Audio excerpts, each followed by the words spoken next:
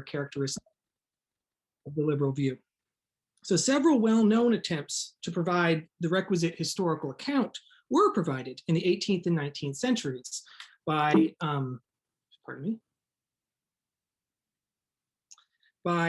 he mentions Kant, Hegel, Marx, among others in this quote that's drawn from the one of the readings. But Williams also notes that these very grand theories of progress are no longer credible to us. They're no longer fashionable. And no attempt has really been made to replace them with anything that's better. And as a result, he thinks contemporary defenses of liberalism lack what he calls, at the very end of this quotation, a theory of error.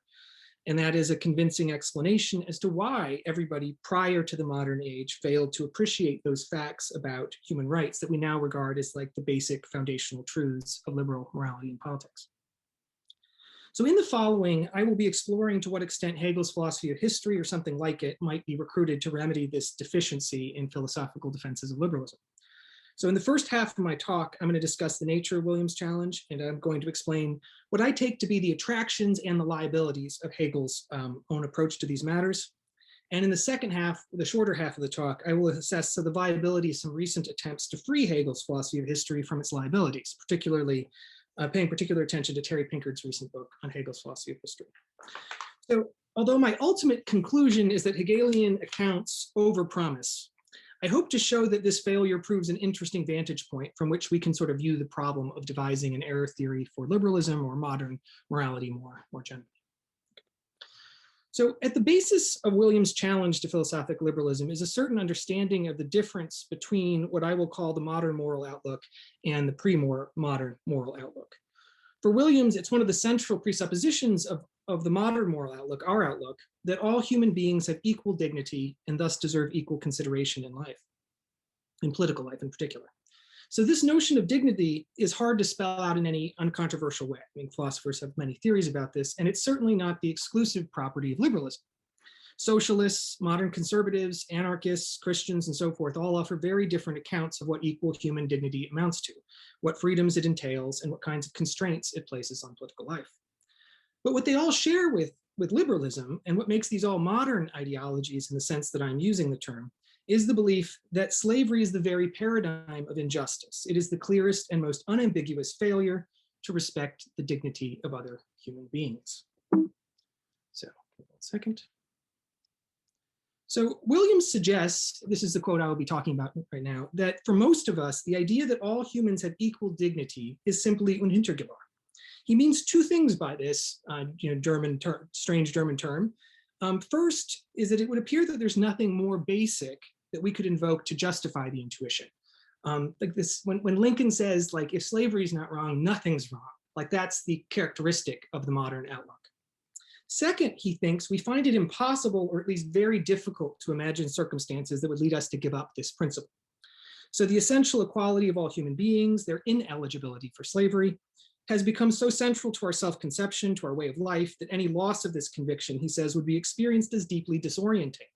He says we can't envision a future without this commitment except as a scene of retrogression or desolation or loss.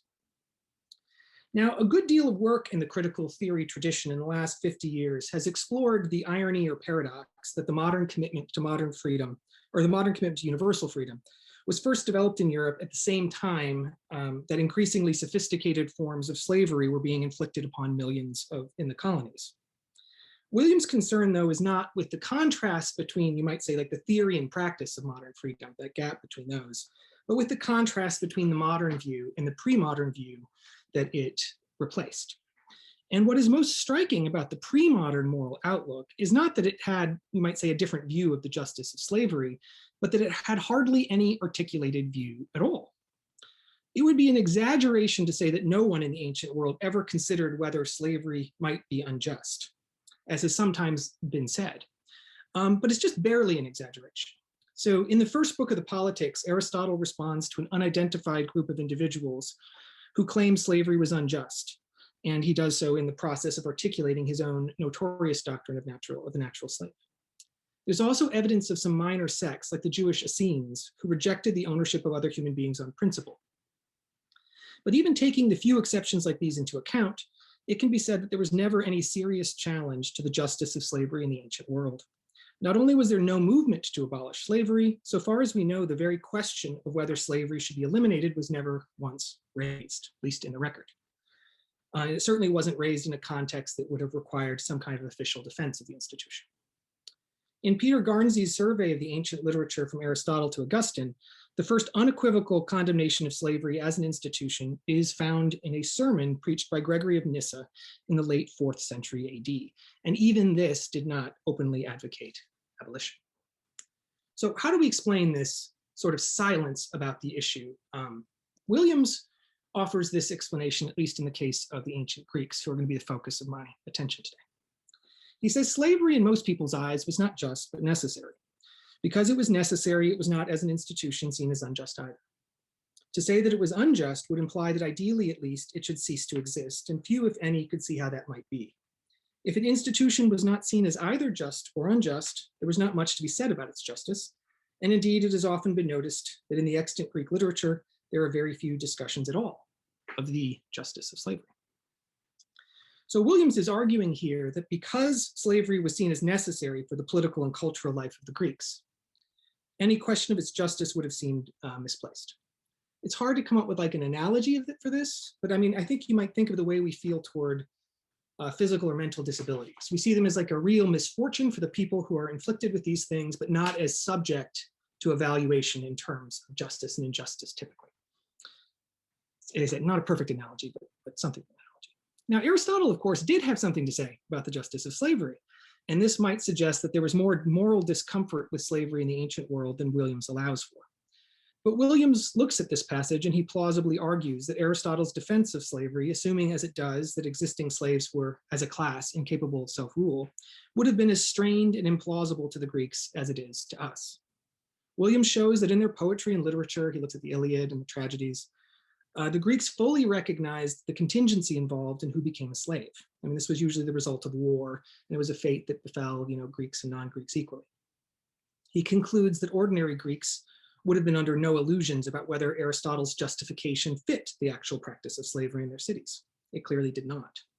So for them, the indispensability of slavery for their way of life was probably enough of a reason to accept it, and no further justification was called for.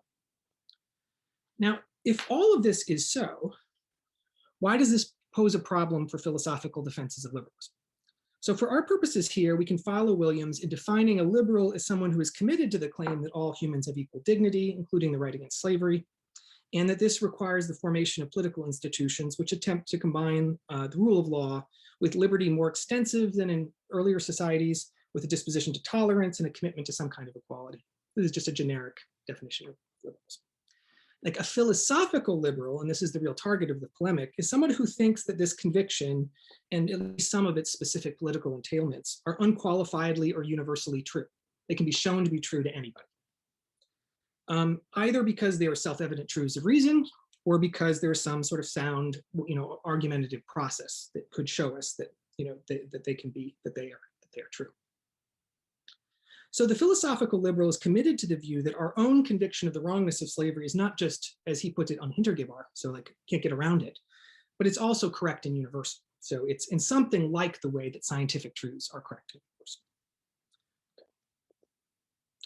So the challenge that history raises for the philosophical liberal is something like the following. So if the fact that humans are ineligible for slavery is an obvious or self-evident fact, perhaps a natural inference of reason, or something that can be shown to be objective in that sense, why exactly did it take us so long to see this fact or to draw the inference? As he says in the quote I began with, well, why didn't the people of earlier times have better ideas? Why did they not imagine this? So in the case of the sciences, Williams thinks explanations like these are easy to come by. We can show, for example, that we have different theories about biology or physics in the Greeks because we have discovered things about the world that they did not know, and in some cases could not have known. In at least many of these cases, the best explanation for our convergence on what we now regard to be true, say that natural selection explains the origin of the species rather than the species being eternal, is that this answer represents the way the world is, independently of the peculiarities of our own cultural perspective. But in the case of ethical and political truths, he thinks we have no reasonable hope of providing a similar answer. So the problem is not just that we do not see the same sort of convergence on answers in the ethical domain. I mean, sometimes people are skeptical of ethics because people disagree about it. That's not what's going on with Williams. What he's saying is that even when there is convergence, and as I said, we can see in the modern world at least some broad convergence on the issue of slavery, we don't have, he says, a plausible hope for giving the same kind of explanation that we can give in the case of scientific convergence. So what are, like, this is the rhetorical question that carries a lot of weight, is something like this. So what are the facts about the world that the Greeks might have overlooked or had no access to that establish that human beings have inherent dignity? If we can't point to any such facts and give some account as to why the Greeks failed to appreciate them, so forth, then we have, he thinks, no right to explain our convergence on human rights, particularly the prohibition against slavery, as explained by the way the world is. So there's an asymmetry between the scientific case and in this case. So this point needs to be made carefully. So Williams does not deny that historically influential arguments for the existence of natural slaves like Aristotle's, or the inferiority of women or of non-white races, can be seen as straightforwardly false, and that critical theory offers a good explanation as to why these views were actually adhered to. They were sort of functional in the traditional Marxist sense. What he denies is that any positive claim for the dignity of all human beings can be shown to be the true or correct in the same sense. So it doesn't, what he's suggesting is that it doesn't follow immediately from the fact that there are no good reasons for treating different classes of human beings differently, that they thereby have equal rights in the modern sense. That's a further, there's a jump. So this distinction between a critique of rationalizations for slavery and a positive case for human equality or autonomy is especially important for us in this discussion, because if he's right about ancient Greece, they were a society that accepted slavery without really any attempt to justify it with a potentially ideological account of why those who were enslaved were particularly well suited for it. Okay. So when Williams says that philosophical liberalism needs a theory of error, what he's saying is that it needs some answer or some account as to why all previous societies were either like wicked, like they knew that it was wrong to enslave people, but they went ahead and did it anyway, or if that's not the case, why they were prevented from understanding the existence of these rights. So if we have nothing to say about why the pre-modern world failed to appreciate the basic truths of the liberal or modern worldview, we will be forced to admit the possibility that these truths are not, in fact, universal and correct in the sense that Hegel, for example, argues. So as we saw, Williams thinks that this was attempted in the past. It was attempted in the German philosophic tradition by Kant, Hegel, and Marx. Kant's account, to some degree, and I said this is something I imagine a Kantian would push back on and would ask for a more charitable reading. To some degree, Kant's account, especially in the Enlightenment essay, depends on the wickedness of the people who are in charge and the cowardice of those people who defer their moral judgment to priests and so forth. And Williams clearly thinks this is the less plausible route to take to explain why previous societies didn't accept what we take to be true. Hegel and Marx, he thinks, take a more promising tack, and they do this because they offer a sophisticated theory of progress. So for Hegel and Marx, the institution of slavery and the beliefs that made it acceptable were historically necessary in the time in which they occurred, but they were doomed to be historically superseded by more rational beliefs and institutions. So on Williams' view, a progressive history of this sort is the right thing to be looking for, even though these particular accounts are no longer convincing to us. So how did liberals respond to Williams' challenge? So I'm just going to look at a couple in order to motivate my turn to Hegel. So one of them is Thomas Nagel, and Thomas Nagel was, if you remember the first quote we started with, literally the target of the polemic that Williams was making in the essay on relativism. And Nagel, in a review, I think in the New York Review of Books, there's a passage where he says, well, perhaps progress can only occur through a series, so you see if I can, I can't read my slide now, through a series of historical stages in morality just as in science. So it's not because he was stupid that Thomas Aquinas was not a liberal, any more than it was stupidity that prevented Newton from discovering the theory of relativity, not to make any more of the analogy than that. So what Nagel is saying, well, why can't it be the case that in morality it's something like sciences? There's these stages. It's not that morality is like obviously true to everybody any more than the theory of relativity is obviously true. It just builds on the people who went before. The invocation of Newton here reminds you, I think it was Newton who talked about like how we are, I don't know, dwarves standing on the shoulders of giants. So that science builds on what goes before, and Hegel's suggesting, well, maybe there's some stage-wise progression in morality that's like that. Martha Nussbaum makes the point even more explicitly, or ties the point to Hegel even more explicitly, by saying that some insights, and here she's talking about some issues in feminist ethics, but she also applies it to slavery, that some insights about human dignity cannot be thrown away once they are attained, short of repression on a large scale. So I believe that Williams dismisses Hegel, or at least the part of Hegel that Kant prospectively endorsed, far too quickly. If Hegel was overambitious about the totality and unity of the progress of Geist, there is still something in the world that we can recognize as the progress of Geist unfolding itself. So that is sort of the question that I really want to raise. Like, is there some version of Hegel's philosophy of history that we could draw into this conversation to give us some assurance, you might say, that we're making progress in the domain of morality, and that this transition from the ancient world's view of slavery to our own view is something like a learning process where we have sort of achieved insight into something, objective insight. And that's what I think Hegel might offer to the conversation. Although, as I said, I'm going to raise some problems with this possibility as we go forward. But before I look at the more sophisticated alternatives here, I want to look at what Hegel actually said himself. Okay. So there's no question, I think, that Hegel's philosophy of world history is centered on the exact issue we have been focused on here. So Hegel's own summary of world history is lapidary and famous, and this is a passage where you can see certain elements of it. And it's that one is free, then some are free, then all are free.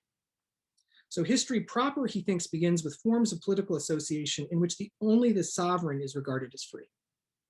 In these early despotic states, everyone else is effectively indistinguishable from a slave, he thinks, having no rights against the sovereign. The next stage of history is one in which some or a few individuals are regarded as free, as subject to the rule of law rather than to the unmediated authority of the rulers. And in these societies, freedom becomes a central value. He's thinking of Greece and Rome, obviously. But it is understood as a social privilege. So freedom is a privilege, not something intrinsically demanded by the nature of humanity. So such states are comprised of a class of people who have the privileges of freedom, these are the citizens, and a variety of classes of people who are not granted these privileges. They're medics, women, children, and at the very bottom of the social hierarchy, slaves. The final stage of history for Hegel comes with the recognition that all are free, that freedom is required by the very concept or the nature of humanity.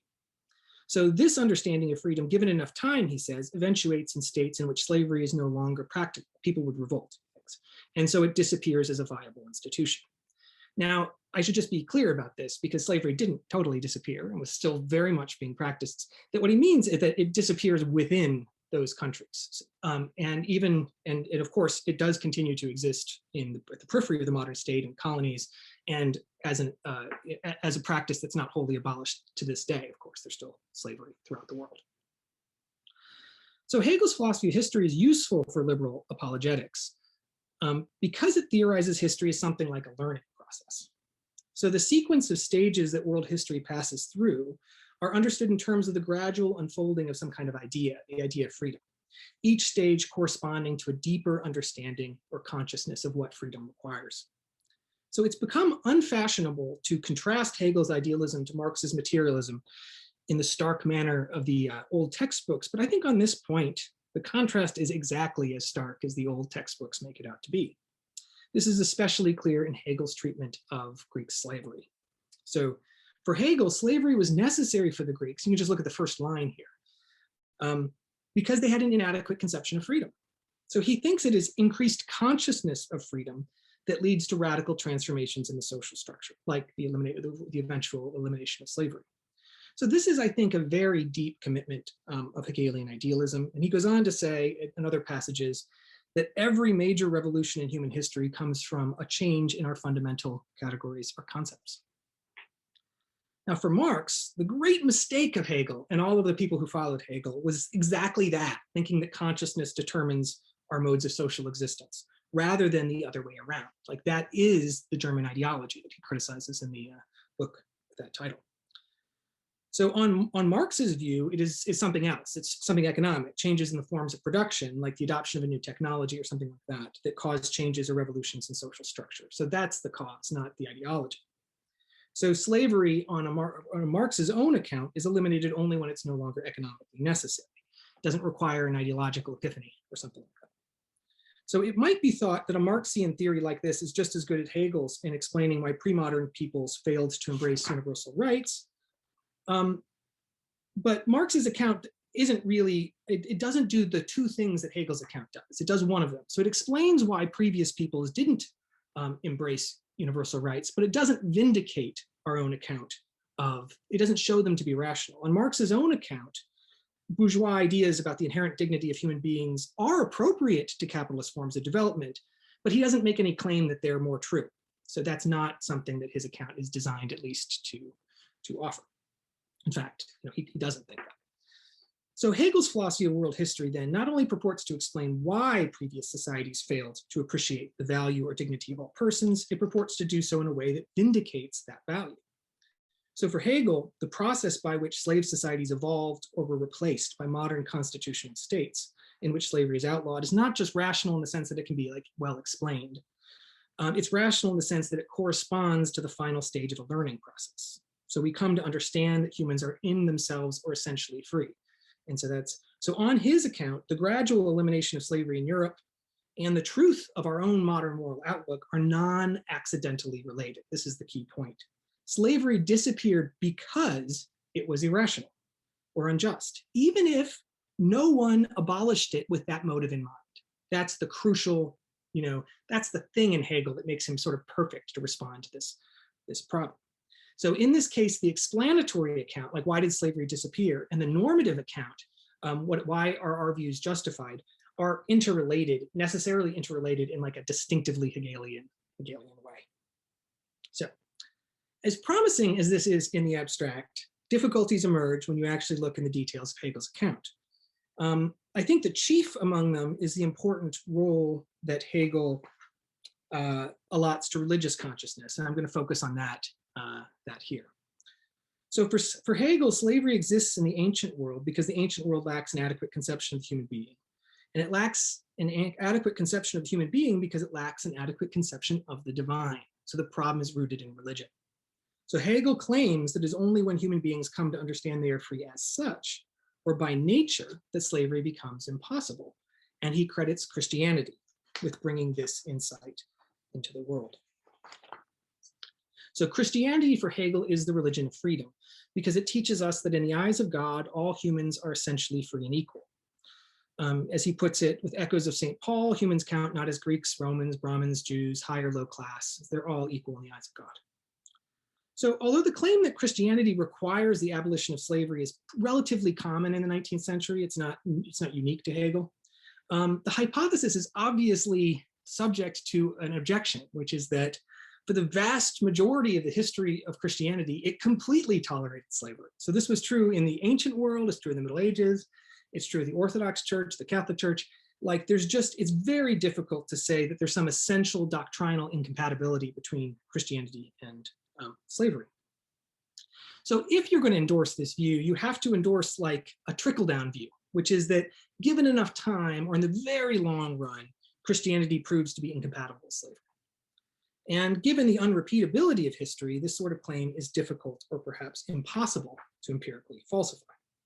Now, Hegel, of course, is aware of that. And so here are a couple quotations where he deals with that obvious objection. The important one is the first one, and I'll read it starting with the one. One must not seek the backing of external history, for instance, by saying that slavery was not abolished by the councils and the like. The fact that slavery still exists today is no more pertinent than is the external way in which it has ceased. Slavery is not something done away with by kings. Instead, Christianity has ended it. The abolition is worldly, but Christianity is the true humanity. For the external mode of the phenomenon is not the truth. This is the hardest, I think, of the quotes that I'm providing here today. So in response to the obvious objection being it just doesn't look like there's any incompatibility between Christianity and slavery, Hegel denies that he is making a claim that must be grounded in what he calls external history. This is empirical historiography. he suggests that a philosophical examination of history must be supplemented with insights drawn by philosophy.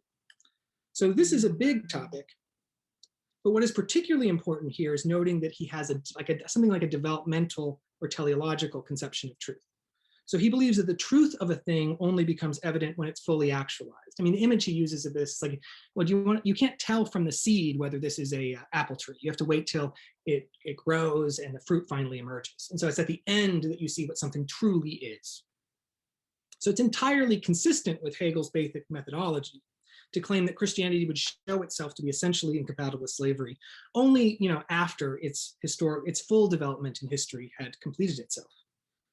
Indeed, Hegel's story of modernity is not one that posits a definitive break with the Middle Ages, but a gradualist account of the long and arduous translation of Christian spiritual freedom into secular affairs. So modernity for Hegel is just secularized Christianity. So you don't have to, it doesn't make sense to argue about whether human rights are secular or Christian from his point of view, because that's a distinction without a difference.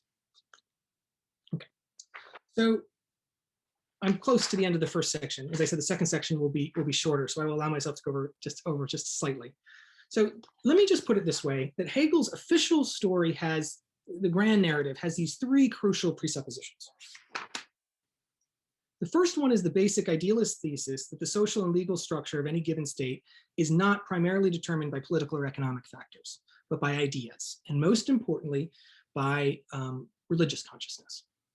So that's the first claim. The second claim is that Christianity is the consummate, or he calls it the true religion. In the same way you would say like a true friend, it's like the one that exemplifies the qualities the most. So Christianity is the only major world religion which essentially includes a conception of humanity as infinitely free. So he means especially Protestant Christianity and especially Lutheran Christianity. So he has lots of nasty things to say about Catholics and even Calvinists, who he's not crazy about as well. So, and then lastly, the trickle-down claim that I mentioned before. So in the long run, Christian religious consciousness will necessarily translate itself into a secular political order, which grants all individuals freedom, and that this, and he wants to claim that this dynamic is the real reason, the real motive reason why slavery is now impossible in modern Europe. Now, I think that in general, this is the kind of account that Williams was asking us to find. I mean, it explains why the ancient world didn't recognize the wrong of slavery. I mean, they weren't Christians, and that's not their fault. It doesn't make them stupid or wicked. And it also gives us some reason to think that the genesis of our own beliefs is not merely a contingent matter, but the outcome of a rational process, one that involved the arrival of a rational religion and the translation of that rationality, the intrinsic rationality of Christianity, into secular institutions. But there's also really no need for me to provide extensive explanation as to why this set of views is not likely to get a lot of support these days. I mean, the most obvious problem is that these three claims that I have up, they imply a fourth claim, that Christianity is the only basis, only adequate basis for a rational state.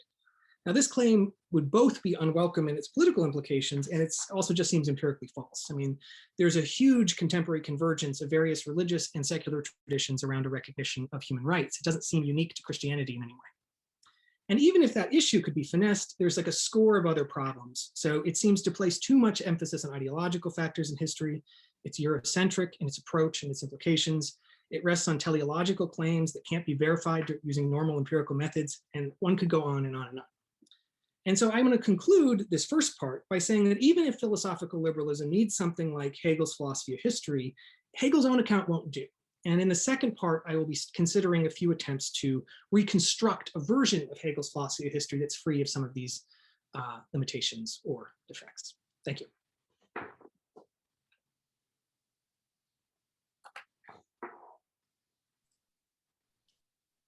I think we can go to the Q&A now, and Shelley will be taking over. So just want to set this in motion.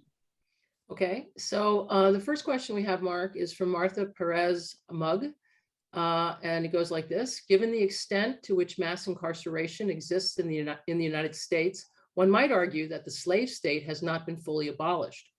Does mass incarceration pose a challenge to the Hegelian view that the final state is one where all are free in the context of US history? What would it mean for us to abolish slavery, knowing that it is wrong, but then return to enslavement via a different system? This is a hard question and a good question. So I'm trying to think. Hegel's position, I'm trying to think, what do you really have to say in order to say we've arrived at the end of history for Hegel? And is it a problem with him that like certain sorts of evils, which he, maybe mistakenly concretized as being exclusively matters of actual legal slavery, now have remanifest themselves in a different institutional form? They've manifest themselves in terms of like these unbelievable levels of mass incarceration. Like, I think it's an open question what a Hegelian should say about this, but I should say that the thing Hegel's really committed to in saying that we're at the end of history is that we've arrived at the insight we needed, which is that all human beings are free, and that it is now institutionalized itself in states that have a roughly rational structure. Some Hegelians think, well, we can just keep running with this, and that it requires this perpetual process of realizing what freedom requires.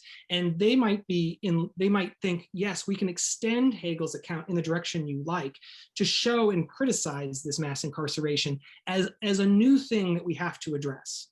The old right Hegelians would say, no. Like, that goes beyond anything Hegel would have anticipated, and it's something that's not licensed by his account. History is over once the master slave, once slavery is gone in any one country.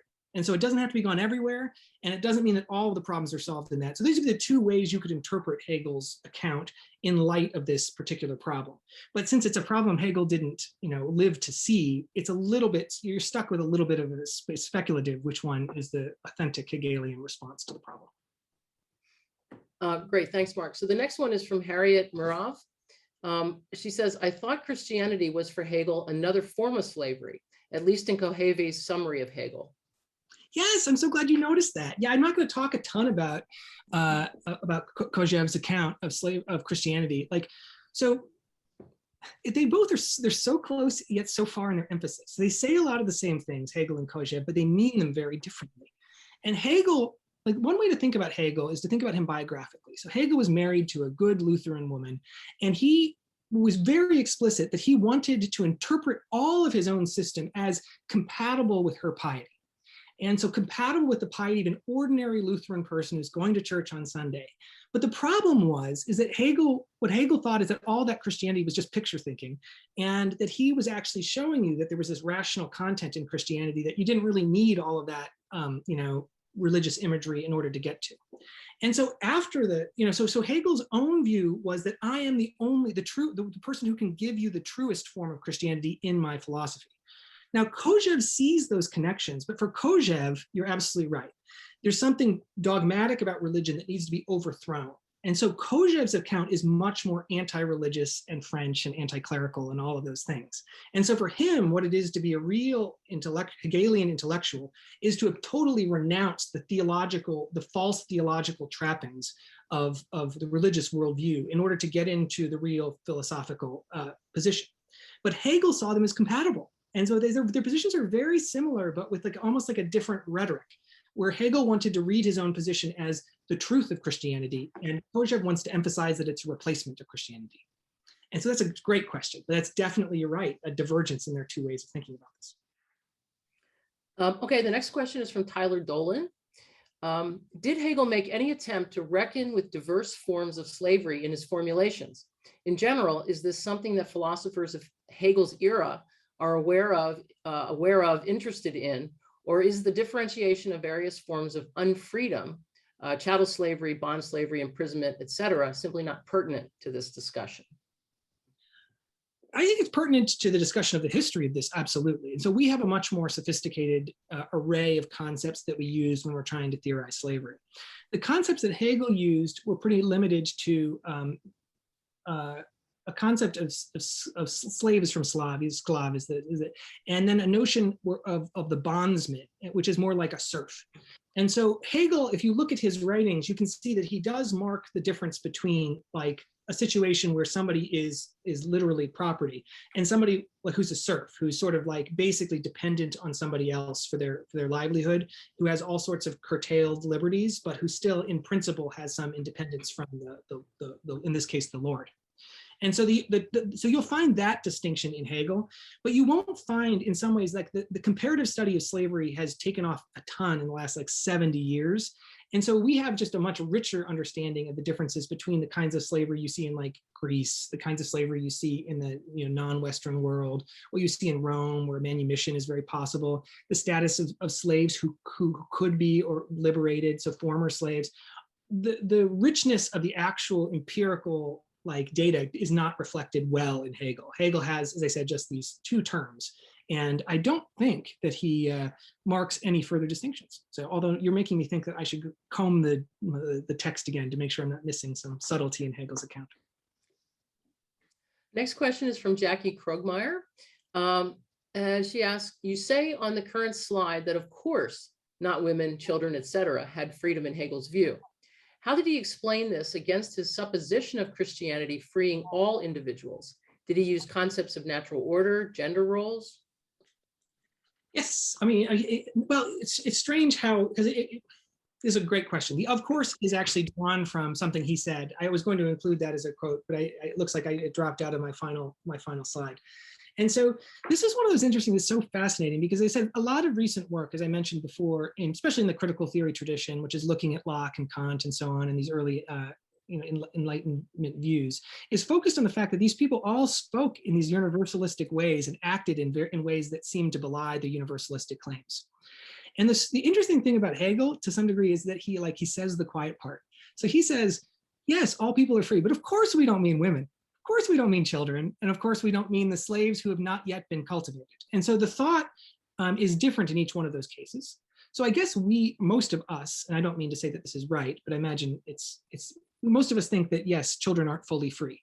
And if you want to get the intuition in Hegel's head, just try to think about what it would mean to extend your feelings about children to women and slaves in the colonies. And then you can see that he just took it to be obvious that for temporal reasons in the case of colonial subjects, that they hadn't had enough, they hadn't been in a civilized culture for long enough to have the habits necessary for self-governance.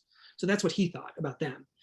What he thought about women was just, you're totally right. It's basically just natural roles. And it's in some ways the least, I don't know, I feel like there's very little good that you can say about it. But if you want to find his own account of it, it's going to be in the Philosophy of Right in the section on family. And you'll see that he just takes for granted a certain traditional view of the activity of the man and the passivity of the woman in the marital relationship. And so that'd be the place to go. It's not, as I said, I don't think you find his position there very attractive or persuasive at all, but that's where it is. So the next is from Dana Smith, and it might be more of a comment, but you might have something to say about it, Mark. I'm not sure. So it is that I second Jackie's question, particularly with Hegel's thoughts on patriarchy as useful in family structure. Yeah, I mean, Hegel, one of the ways to get, another way, I do have something to say about this. Like, if you actually look at it, like, it's some of these surprising thing, but it's not completely surprising, that Hegel was a very traditional person in his home life. I mentioned before how this played out with regard to his religious beliefs, but he was also just somebody who had like very conventional understanding of the relationship between him and his wife, and and it informs his work. So he has this enormously radical logic and way of thinking of the dialectic. But in a lot of cases, he just uses this like radical dialectic to justify really conventional opinions of a bourgeois, German in 1820, whatever. And so you're right. And then that's one of them. He has a very patriarchal understanding of marriage and a very he has the view you would expect of somebody, not a progressive view on those issues, not the kind of view you see with Mill, for example. Next question is from Brienne Hayes. Does Hegel's philosophy of history consider this historical progress as inevitable? If so, how does he explain, sorry, the thing is moving. If so, how does he explain this inevitability alongside the existence of free will? Well, that's a wonderful question. That's like a classical question. And like one could go on forever to talk about that. So what sense is it inevitable? So I think it's good to think of an image that I mentioned before. Is it inevitable that this acorn will become, I always forget what acorns become. Do they become elms? I hope it's elms or something like that. So is it inevitable? No, I mean, something could interrupt it, but there's only one thing that would count as it realizing its end.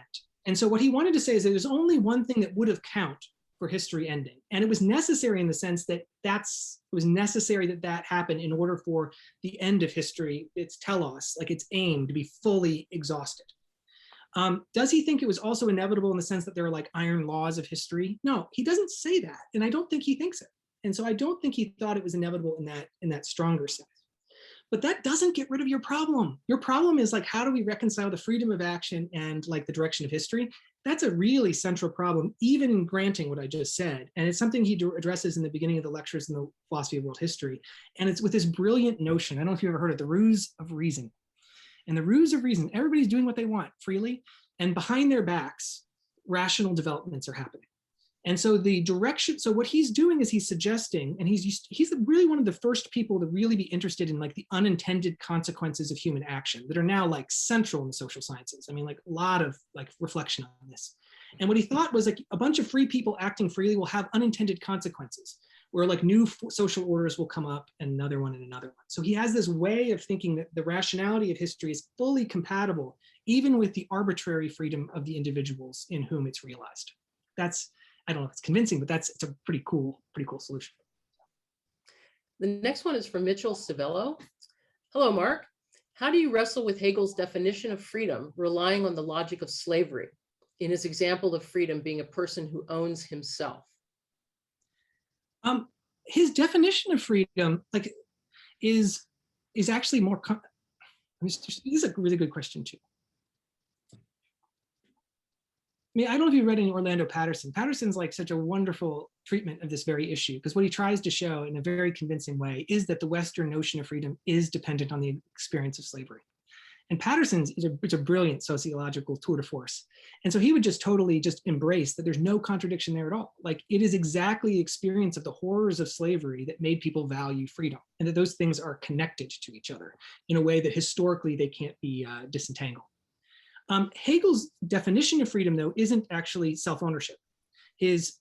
Although that's one part of it, like that's an important part of it. His definition of freedom is being yourself in another. And so he has this deeper definition of freedom that is really the one that he uses throughout his system. And he thinks that what that requires in politics is self-ownership. Like, which is to say that, like, at the very least, you have to own yourself. If somebody owns you, you can't have any other free political freedoms. And so that's the presupposition of all political freedoms. So he's just on the hook for that definition of freedom, but he has this deeper speculative notion that's his proper definition of freedom. Okay, and the next one is from Kai-Wing Chow. You begin by arguing against Williams's idea that there is no attempt to argue against slavery until the modern period. You use Hegel's ideas to fill the gap, but Hegel's argument is essentially Christian and Eurocentric. How do you reconcile Hegel's Orientalist view of non-Western culture's inability to attain the consciousness of freedom without getting it from Christianity? In this sense, Hegel's ideas are not effective in countering Williams's idea. Well, my position is sort of nuanced. And so my position is that Hegel's views, if they were true, would be an effective counter to William's positions, but they're not true. So that's the position that's where we were left in the dialectic. And so what I wanted to say is that if Hegel was right about Christianity being, let's say, the source of modern freedom, and so that no country could be free without Christianity, the reason why that would satisfy William's position is because you can't blame somebody for not being raised Christian for not understanding that all human beings are free. So if that's what you're pointing to, then you have an error theory that doesn't require saying that previous people were stupid or wicked. Like they're not on the hook in some ways. Now, I don't think that it's in fact true that Christianity is the sole basis for our conviction that all human beings are equal. So I do think that belief in Hegel is false. It's unduly specific and concrete. And so I agree that in that sense, Hegel's response is not adequate because it's false. And so, like, it's in principle, it would solve the problem if it were true, but it's not true. So I agree with you. It's an inadequate response. Great, thanks, Mark. We might get some more questions. It seems we have none right here, right now.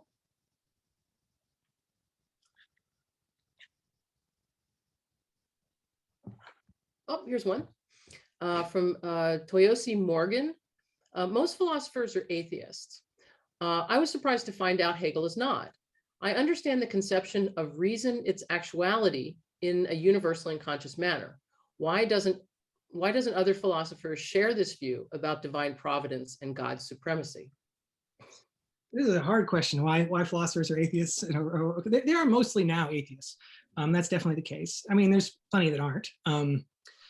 What is it that has led to the situation that we're in now, where like Hegel's kind of weird theology, like, isn't persuasive? That's, I mean, let me think. What's the right way to put this problem?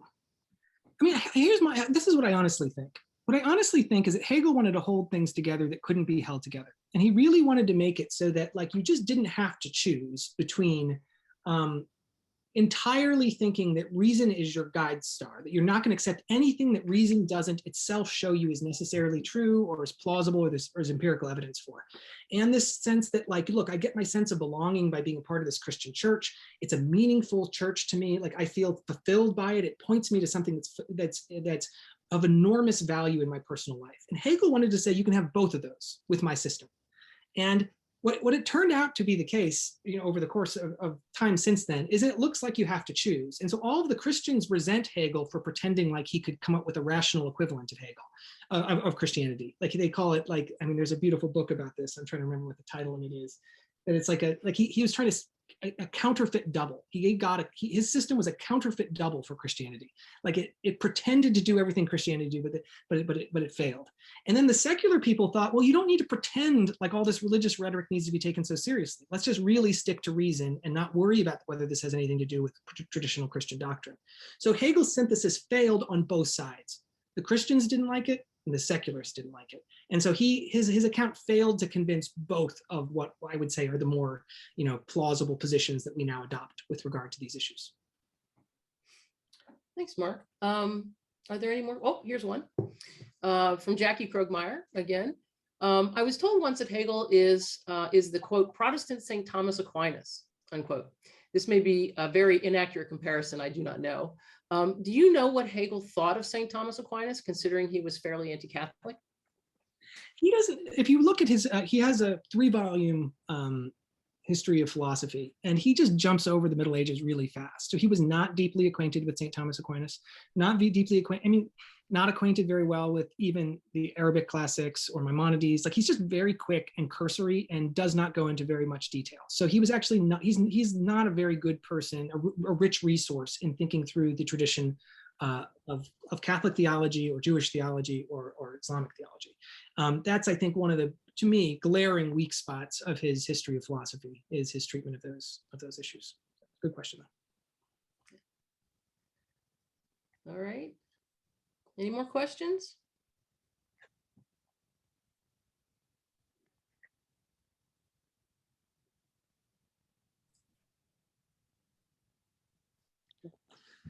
Seems not. This might be a good time for me to move to the second phase. Might be a good time for you to move on to the second half. Great. Thank you, Mark. That was really wonderful. Thank you for all the questions, everybody. Thank you. Okay. So just to remind you where we're at. So Williams' challenge is we need an error theory. We need to explain why people didn't, failed to appreciate the wrongness of slavery in the past, how we got to our own convictions these days.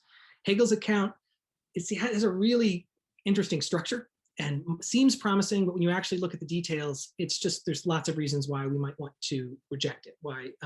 And so the question we were left with is, like, well, is there any way to, like, do surgery on Hegelians, like, so cut out the things you don't like to keep the things we do like? And what we do like is the possibility of there being some kind of vindicatory genealogy of human rights, like something that's going to show us that we, human rights are, in fact, like, it's true that people have that all men were created equal. I'm using the Declaration of Independence view of this.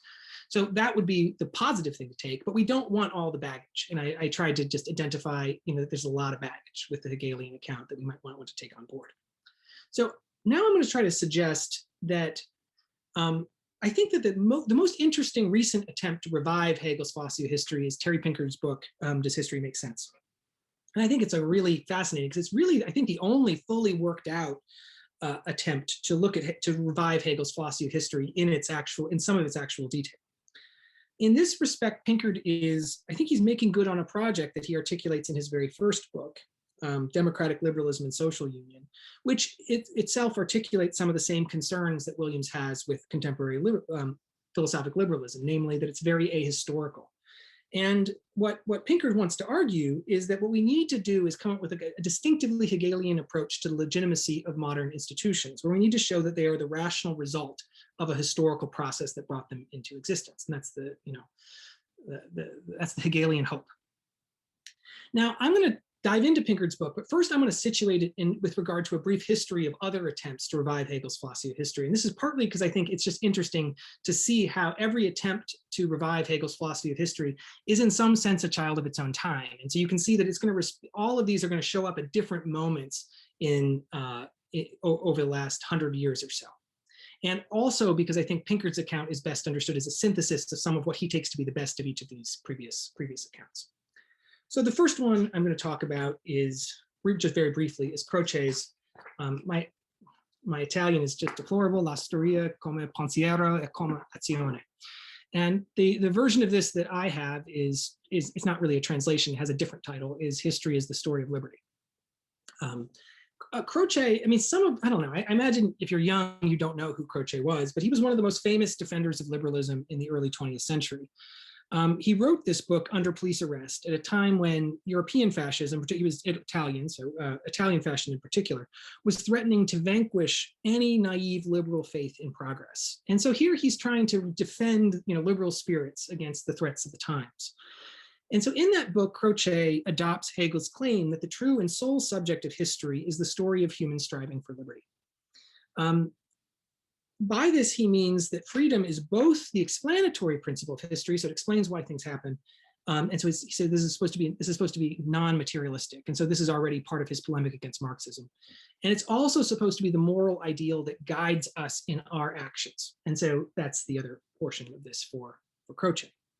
But he believed it was really important to free his own philosophy of history from any any hint of determinism or any hint of finality. So he didn't like the idea that history was programmed to go a certain sort of direction. And so his whole account militates against that. He viewed the quest for liberty as an eternal task and one that we could never finish and one that required always new struggles. And so, as I said, this would have been his way of moving forward. So in the context in which he was writing, it would have been clear what this meant. And what this meant was a military and ideological struggle against both fascism and communism, and in the name of what he called the liberal settlement, which he thought was under threat in Europe. So it was a sort of call to arms. Now, the next moment in this story, we're going to jump forward, I don't know, not too many years, 9 years, was Alexander Kojève's Introductions to the Lectures on Hegel, which is famous in French philosophy and probably the most famous of the four books that I'll be looking at in this brief history. Unlike Croce, I mean, this was written, as you can tell, sort of right after, it was published right after the end of the Second World War. And unlike Croce, Kojève fully endorses the view that history has an end. So that's one of the things that Kojève is most well known for, particularly through his appropriation by Francis Fukuyama. And so for Kojève, the final stage of history is represented by what he calls the universal and homogeneous state that he sees coming into existence in post-war Europe and in America. But what's unique about Kojève's appropriation of Hegel is that he's just not very interested in the idealist account of the concept of Christianity, eventually trickling down into modern institutions. And instead, what he does is he offers a really powerful reinterpretation of the master-slave dialectic that's in Hegel's phenomenology of spirit. So on the view that he defends, that Kojève defends, the logic of history is not the logic of a concept, realizing itself in increasingly adequate stages, but it's a matter of struggles for recognition between masters and slaves. And he understands masters and slaves as classes of human beings. So Kojève's argument is that in inegalitarian social orders, and slavery and serfdom are the examples, they're inherently unstable. And they're inherently unstable because of a fact about human psychology, which is that human beings they have a desire to be recognized. And this creates an instability in those orders, which eventually leads to attempts by the oppressed to realize a condition in which their unmet claims for recognition can be fully recognized. So you can see he's kind of synthesizing Marxist elements with Hegel here. And so the end of history comes when you have this final revolution, and you've discovered a form of social order that itself guarantees universal recognition for everyone with the value of each individual. And that's the only social order that won't give rise to the kind of discontent that will lead to more revolutions on Koshev's account. So that's the second, I think, important moment in the 20th century where somebody attempted to reappropriate Hegel's philosophy of history. The third one is maybe the one that's least committed to Hegel, but is really, I think, interesting because it brings into the conversation something that came out also in the Q&A between these sessions. And this is Susan Buck-Morse's Hegel, Haiti, and Universal History, which was kind of sensation when the article was first published in 2000, the book came out in 2005. Buck-Morse argues that Hegel's earliest reflections on the master-slave dialectic were likely inspired by what was happening in the colony of Saint-Domingue, or Haiti, as he was writing. And so what she's talking about, obviously, is the revolution headed by Toussaint Louverture, which was reported very heavily in the European press. Now, what does she, I mean, in some ways you're like, well, what does it matter what was on his mind? But what she thinks this shows is that we can see, like, there's like a hidden role that the Haitian Revolution is playing in the development of Hegel's thoughts on the relationship between oppressed and oppressive classes. So this is the theme she's adopting from Kojève. And she thinks that if we can see that there were some non-European exemplars that are playing a role, like even in a hidden or submerged way in Hegel's thought, she thinks we can rescue, she says, quote, the idea of universal history from the uses to which white domination has put it, end quote. So more precisely, Buck-Morse thinks we can free ourselves from the idea that the narrative of human freedom is specifically Western one, like that all of the important action is happening in the French Revolution and maybe the Russian Revolution, but all in the, in the West.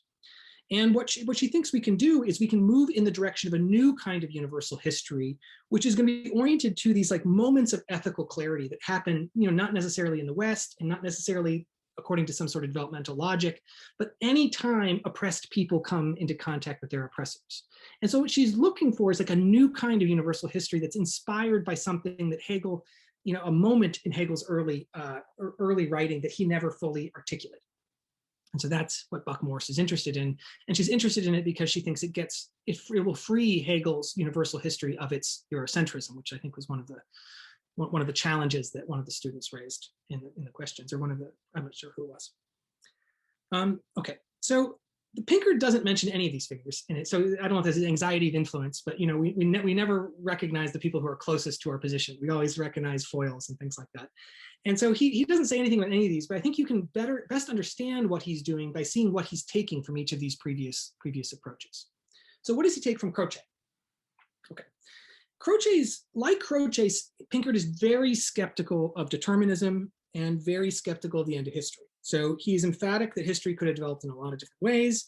He's very committed to the view that Christianity was not strictly necessary. So that's his way of getting free of that set of issues. And that he doesn't think there's any good reason to think that the aim of history is something that could be achieved once and for all, like so that we would no longer need to be worried about new issues on the radar, like mass incarceration, to use the example the student used.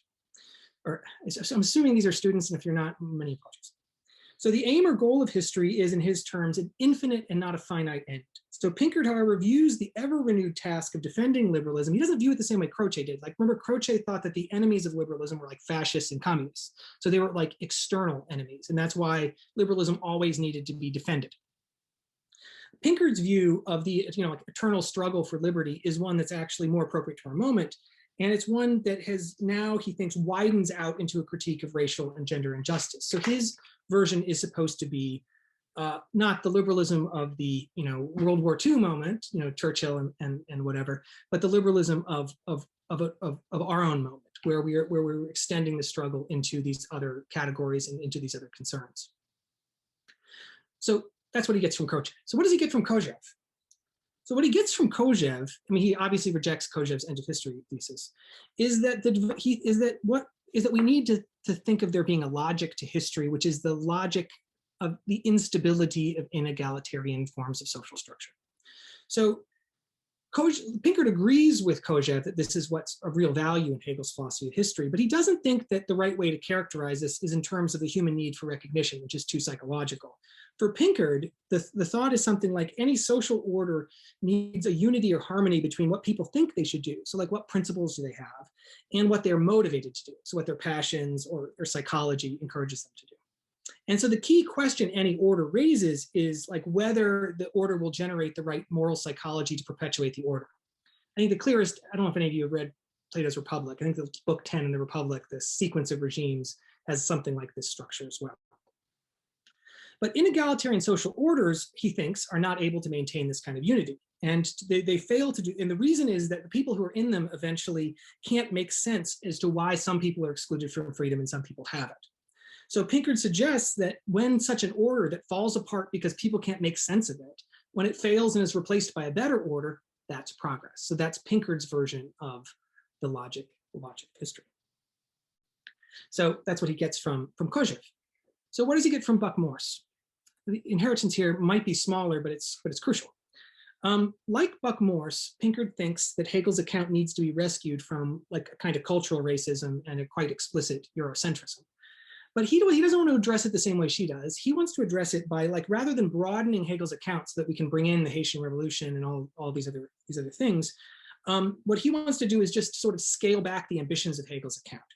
And so the way he does this is he just cuts out the whole first part of the philosophy of history. The one is free bit that's supposedly true of China, India, Persia, Egypt, the so-called Oriental world.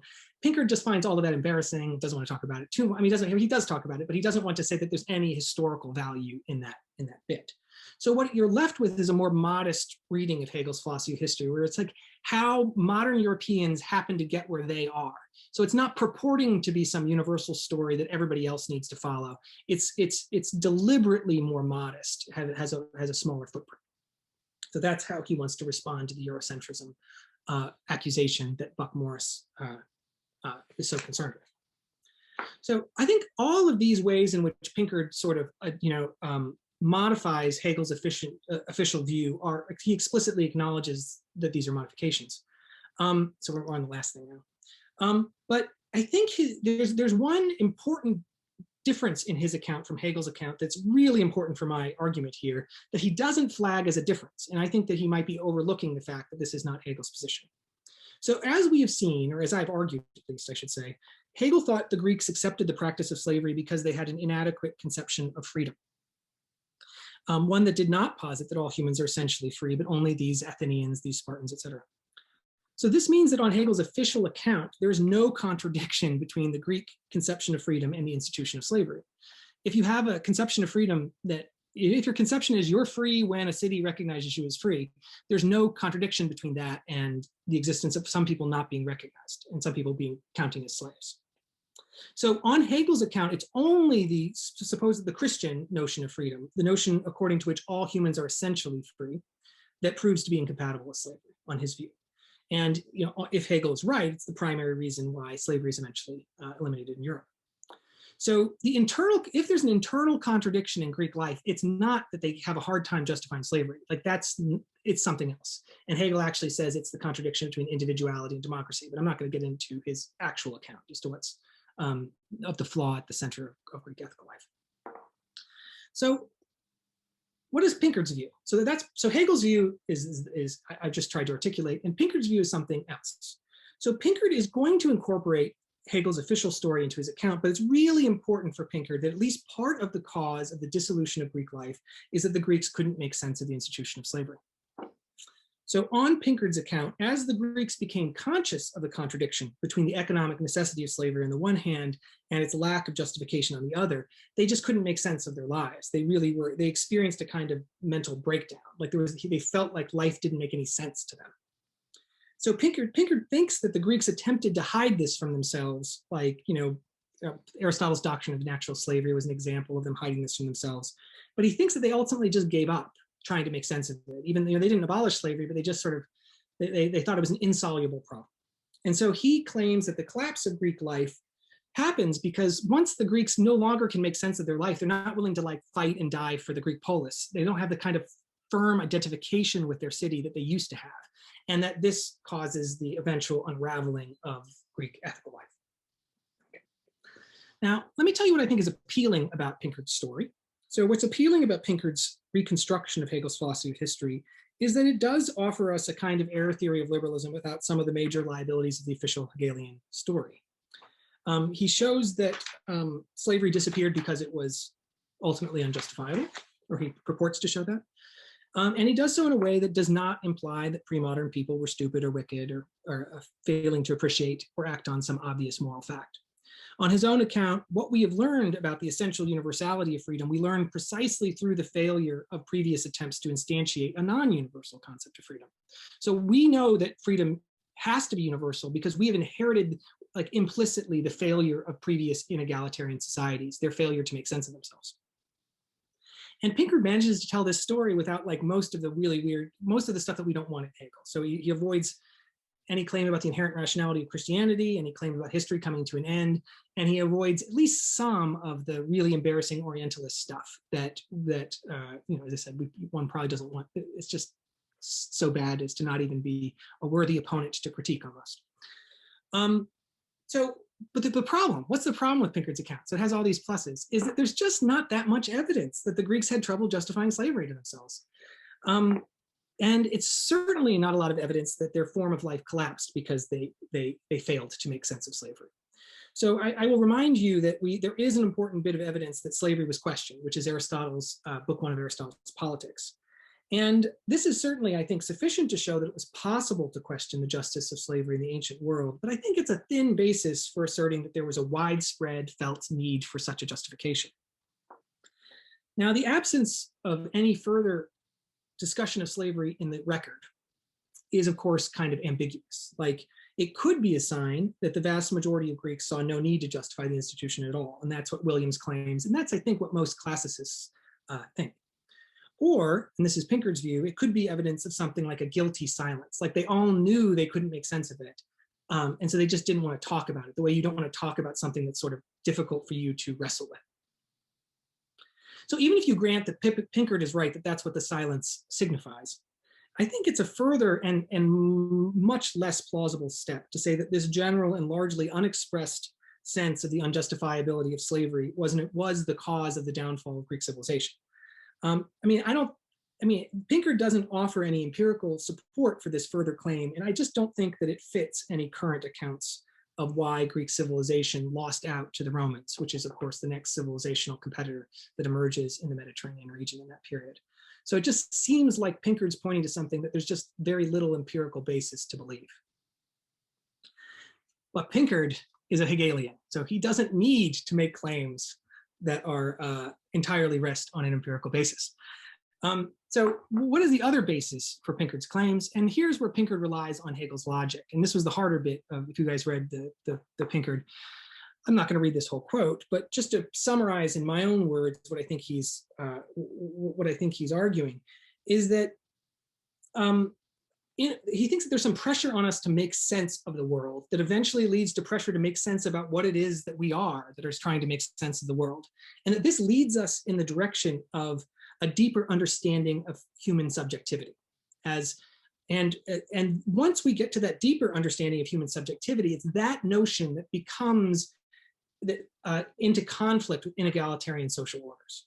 And so although there's no necessity that, we will eventually arrive at a moment where there's no slavery, he thinks that there is at least a purely philosophic argument to be given that only such an institution would match what we now know is true about the logic of human subjectivity. So there's something like that, I think, is Pinkard's purely philosophic supplement to the empirically deficient view that he identifies in the book.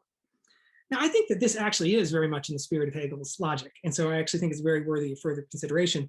But I think you can still see the problem. Like, you can't just double down on the a priori logical elements of Hegel's account if there's no matching historical phenomena that would vindicate or show that things are actually breaking down in the real world, in the actual world, because of a failure to realize equal relations between human beings. If we invest too much in the a priori sort of philosophic stuff, we'll just end up in the same position we were before we looked at Hegel, which is to say, like, it seems like, human beings are fully equal, have human dignity, and so on. But we still don't have like what we thought we were going to get from Hegel, which is an account that showed that the reason why we arrived at that is because of the rationality of our commitment. That there's some kind of interesting connection between the viability of the modern worldview and its rationality. And so so it seems to me like if you just go all the way into the logical basis and you leave the history behind, you're going to end up with something that's not that plausible, except to the true Hegelian believer. Okay, so that's my criticism. Oh, I didn't do the conclusion slide. Apologize. So that's what I think is wrong with Pinkard's view. And so I guess now I should just probably wrap up by saying what I think I've shown, or what I hope you to take away from this. What I think I've shown is that there is this really interesting possibility that Hegel suggests, but that in every attempt to actually see it worked out, we start to see that it's going to be very difficult to empirically vindicate the claim that, let's say, and I'll use the three examples that are most obvious here, that slavery disappeared because of Christianity. Well, how would you show that? Or that all previous inegalitarian societies are unstable because of a struggle for recognition? Well, there just aren't that many slave revolutions in history. And then last, it's Pinkard's view that the Greek civilization couldn't make sense of itself, and that led to its decline as an empire. But again, the empirical evidence always seems like it's just too weak to vindicate any of these Hegelian style claims that the viability and the legitimacy of a social order are interrelated in the distinctively Hegelian ways. And so I'm generalizing a little bit on insufficient evidence, but I think that's a problem for Hegelian accounts, is that Hegelian accounts, they're not purely philosophical and they're not purely empirical, and they just don't seem to have enough support in that interesting middle ground that they are in to seem that convincing. Like they're very hard to vindicate. And so I think, to go back to William's challenge, that there is no adequate purely Hegelian response. And so what are the options we have? I think the options, I mean, this is going to be a little bit of a letdown, since I imagine some of this is straightforward. One of the options is just to give up the idea that the idea of human dignity is like correct in the sense that a scientific theory is correct, that it can be vindicated in that sense. And this would be to become like a particularist about this, is the language that he uses. And so obviously, if you think his history is contingency all the way down, if you're a Foucauldian or a Nietzschean, or if you're like Williams and you're a liberal who believes this, you're going to think that we should just give up the attempt to come up with an account that really will vindicate the correctness and truth of our fundamental convictions. And Williams thinks that that doesn't mean we have to hold to them any less, fervently. He thinks that like we could continue to think that, look, this is the deepest part of me. I will fight for it, but I can see that it's historically contingent. That's one possibility.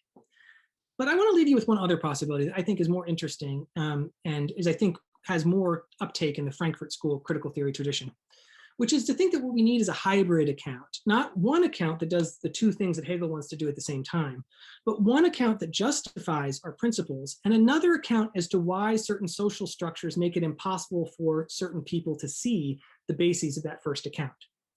And so that's an account that takes elements of Kant, possibly elements of Hegel, and possibly elements of Marx, and puts them together. And I think that, the great example of this, the canonical example of this, is Habermas. Habermas is clearly trying to integrate these three great figures in the German tradition into a synthesis. And I think that's the other way you could go. And so either I think you need to sort of move back away from the universalistic claims, or you need to move into or if you're trying to develop an error theory that will vindicate them, you need to use multiple strategies. A purely Hegelian strategy won't work, at least not on its own. So thank you all very much.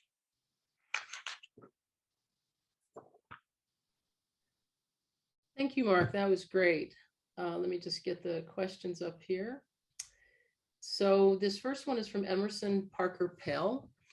How does Buck Morris then take into account or understand the history of contact between oppressors and oppressed prior to the establishment of this dynamic within this history, especially when both the oppressor and the oppressed had at one point both been considered sovereign and free?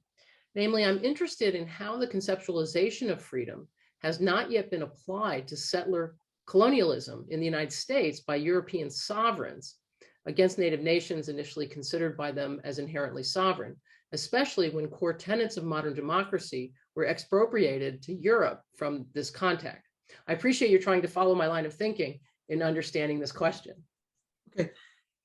It's a hard question and good question. So, I'm trying to think about, I would hate to speak on behalf of Buck Morris, but her whole project is in some ways meant to sort of deconstruct Hegelian philosophy of history, but rescue what she takes to be something like beautiful in it, something good in it, something salvageable in it.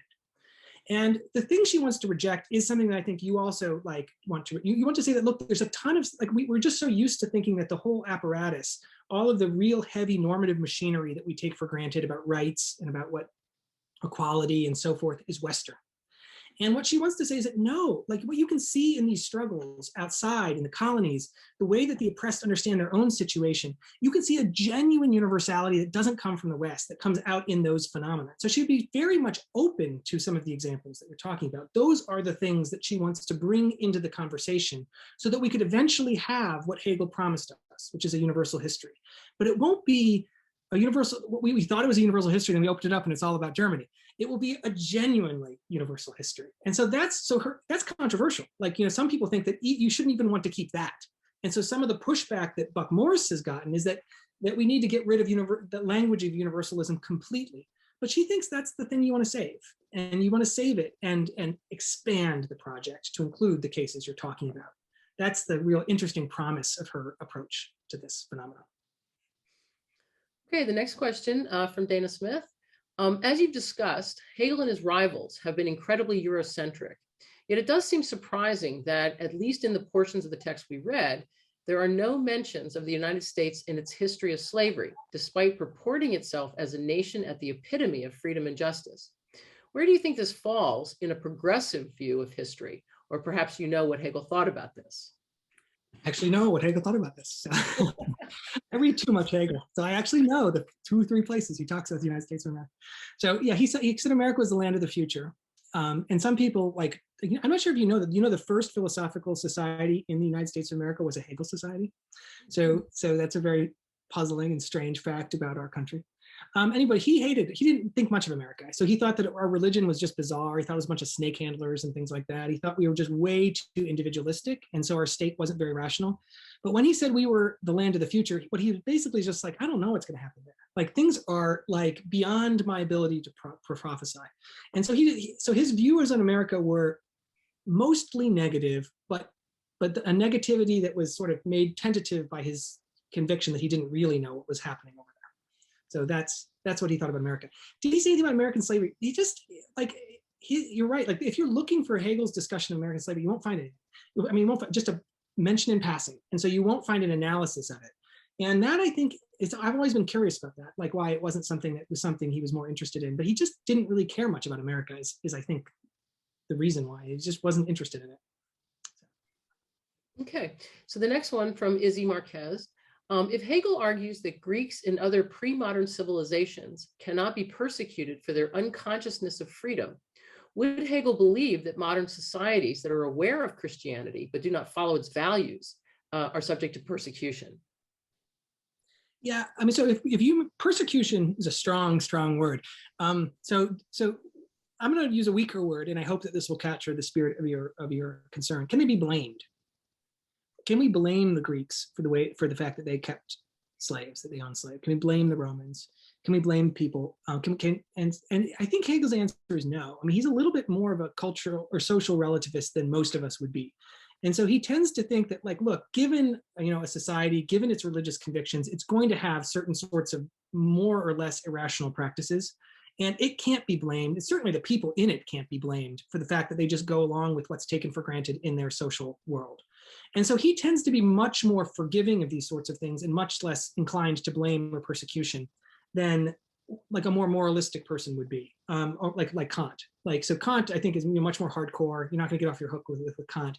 Hegel's much more permissive. And I mean, he's more like, Marx was like this too, where it just doesn't make sense to moralize once you actually see the concrete situation. Like, nobody could have done anything much different, is the sort of Hegelian Marxist conviction, as opposed to the Kantian rigorist conviction. Thanks. The next question from Brienne Hayes. Hegel seems to take the definition of human for granted, yet denies extending that definition to women, children, colonial subjects, etc. Given that our understanding of what constitutes human is increasingly unclear due to various scientific and cultural advancements, is Hegel's concept of humanity in the context of freedom expansive? To put it another way, can we apply Hegel's ideas of freedom alongside post-humanity? Oh, that last bit threw me for a loop. Oh, that's interesting. Okay. So firstly, Hegel doesn't think he takes anything for granted. So the notion, I treated in this talk as if like this is what it is. He actually had like, he has like what he thinks is a full deduction of the concept of what it is to be human. Like whether you could follow or be convinced by that is a totally different matter, of course. He does think that colonial people are humans. He does think children are humans, and he does think women are humans. And so his reasons for excluding them from full citizenship, these different groups for different reasons, you're right, like it's, as I said, that goes back to the question we asked before. I mean, it's the normal hedge that people make in this time, which is that there's almost an exemplary form of humanity that's exemplified by a fully rational male, adult. And then there's approximations. And so Hegel's view is very much one where there's like an ideal exemplar, and then there's things that are more or less like it. So we might think, well, I won't get into it. It's hard to justify this in the abstract. Now, what does he think of post-humanism? That he did not anticipate. Like those are, so the whole idea of post-humanism, the critique of humanism and going beyond the human, like that's something you don't even see really a glimmer of in Hegel. Like, I don't know if you're asking this in the spirit of questions about animal rights or in the spirit of, I mean, there's lots of different contexts in which discussions of post-humanism emerge. But that definitely, I think, I mean, as I said, Hegel, you're sort of stuck with like, he had opinions up to 1830, then he died. And so like, that's something he doesn't have a clear opinion about, so. Thanks, Mark. No more questions right now in the chat, so we can wait just a second and see whether any appear. I might ask you, so because Kojève, does he take a lot of stuff from Rousseau about amour propre? Is some of his thinking coming from that sort of stuff about, seeing oneself in the eyes of another, a social sense of self? That makes a ton of sense. You get it from Rousseau. God, you would think that he must have, like, it's so connected, like the desire for recognition, like that's obviously the antecedent of it. I mean, Rousseau's the master of that. So like, you think that would be the source. I don't know Kojève well enough. I know that book, and there's mentions of Rousseau, but not enough for me to be confident that he, so I could answer your question one way or the other. But maybe I could get back to you, Shelley, about that. Yeah, that's great. Well, maybe Harriet's still here, because she was the one who asked the question about Kojève to start in the first Q&A session. Yeah, I'm sure Kojèvnikov. I'm not sure how. I'm sure there's a proper pronunciation for that. But I picked up something when I was an undergraduate, and I'm running with it, I guess. Anyway, well, no more questions. Okay, well, thank you guys all so much. Really enjoyed it so much. There's Susan. Yeah, thank you so much, Mark and Shelley as well. That was just an incredibly rich discussion, and the Q&As were wonderful too. So thank you to both of you, and also to the audience for joining us in this great conversation. Thank you.